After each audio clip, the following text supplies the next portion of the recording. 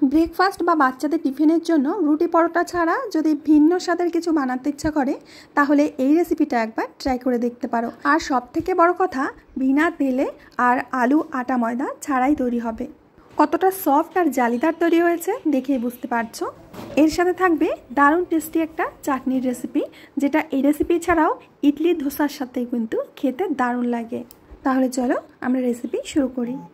রেসিপিটা বানানোর জন্য আমি এখানে 250 গ্রাম গোবিন্দভোগ চাল আগে থেকে ভিজিয়ে রেখেছি। এখানে মোটামুটি 2-3 ঘন্টা হয়ে গেছে আমি চালটা ভিজিয়ে রেখেছিলাম রেসিপিটা করব বলে। এখন চাল থেকে সমস্ত জলগুলো ঝরিয়ে নিতে হবে। চাল থেকে জলটা ঝরিয়ে নিয়েছি। এখন একটা মিক্সিং জারের মধ্যে নিয়ে নিচ্ছি। গোবিন্দভোগ চালই লাগবে এর কোনো মানে নেই, যে কোনো আতপ চাল হলেই চলবে। এবার এর মধ্যে দিয়ে দেব 200 গ্রাম টক দই, দিয়ে দিচ্ছি 2টো কাঁচা লঙ্কা আর 2 টুকরো আদা।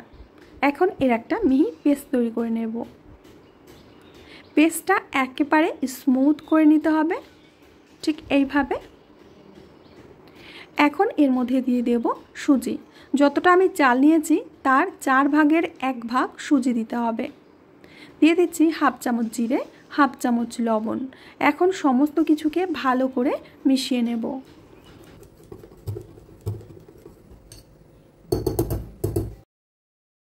এর মধ্যে দিয়ে দেব 2 চামচ মতো রিফাইন্ড অয়েল। এখন তেলটাকেও খুব ভালো করে মিশিয়ে নেব। আমরা যেহেতু এর মধ্যে সুজি মিশিয়েছি, তো এখন এই মিশ্রণটা আমরা কিছুক্ষণের জন্য রেস্টে রেখে দেব। মোটামুটি 10 মিনিট রেখে দিলেই হবে, এর মধ্যে সুজিটা ফুলে যাবে।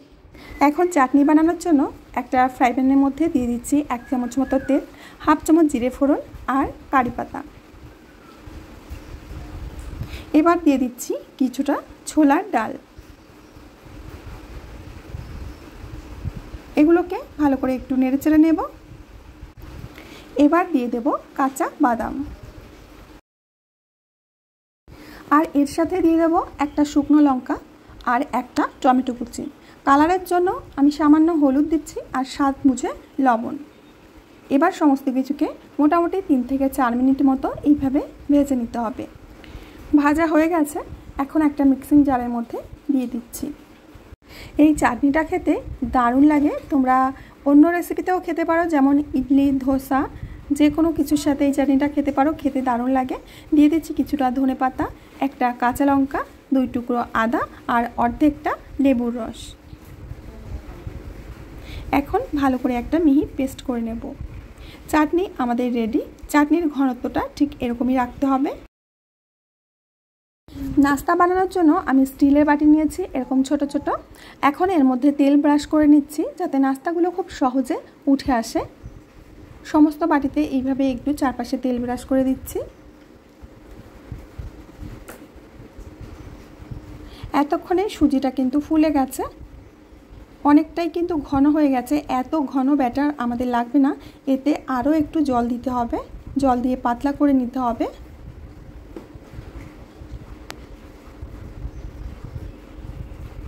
এবার সবশেষে এর মধ্যে দিয়ে দেব 1 প্যাকেট ইনো। এবার ইনোটা অ্যাক্টিভ করার জন্য এর উপরে একটুখানি জল দিয়ে দিচ্ছি। ভালো করে মিশিয়ে নেব। আর এই ইনো দেওয়ার পর বেশি দেরি করা যাবে না, সরাসরি কিন্তু বাটির মধ্যে দিয়ে দিতে হবে। তো আমি একটা স্টিলের থালার মধ্যে বাটি 3টে বসিয়ে দিয়েছি। এখন প্রত্যেকটা বাটিতে আমি অর্ধেক করে ব্যাটার দিয়ে দেব। এটা কিন্তু দেওয়ার পর অনেকটাই ফুলে যাবে, তাই আমি বাটির অর্ধেক করে দিয়ে দিচ্ছি। তোমরা চাইলে স্টিলের থালার মধ্যেও কিন্তু এটা তৈরি করতে পারো। আগে থেকে আমি জল ফুটতে দিয়েছিলাম, এখন এই জলের উপরে থালাটা ধরে বসিয়ে দিচ্ছি। ঢাকনা দিয়ে ঢেকে আমরা স্টিম করে নেব 10 মিনিট। 10 মিনিট পর আমি একটু চেক করে নিচ্ছি। এটা কিন্তু একেবারে পারফেক্টলি স্টিম হয়ে গেছে, কোনো কাঁচা ভাব নেই। এখন নামিয়ে নেব। দেখো কত সুন্দর ফুলেছে। এখন আমরা এটাকে ডিমোল্ড করব। আমি একটা স্প্যাচুলা দিয়ে সাইডটা এইভাবে একটু ছাড়িয়ে দিচ্ছি, আর গরম গরম অবস্থায় আমি বের করে নিচ্ছি। দেখো, আর প্রত্যেকটি একইভাবে আমি বের করে নেব। আর এগুলো দেখেই বুঝতে পারছো বন্ধুরা কতটা সফট আর স্পঞ্জি হয়েছে আর কতটা জালিদার হয়েছে। এখন আমি একটা তোমাদের ভেঙে দেখাচ্ছি যে ভেতরটা কতটা জালিদার হয়েছে। দেখে নিশ্চয়ই তোমরা বুঝতে পারছো। রুটি পরোটা খেতে বোর হয়ে গেলে এইভাবে একবার চাল দিয়ে তোমরা রেসিপিটা তৈরি করে খেও। আশা করছি তোমাদের কাছে ভীষণ ভালো লাগবে। তো আমার প্রিয় বন্ধুরা, আমি আজ এখানে বিদায় নেব। আবার আসবো নতুন রেসিপি নিয়ে। সবাই ভালো থেকো, সুস্থ থেকো, সকলকে সুস্থ রেখো।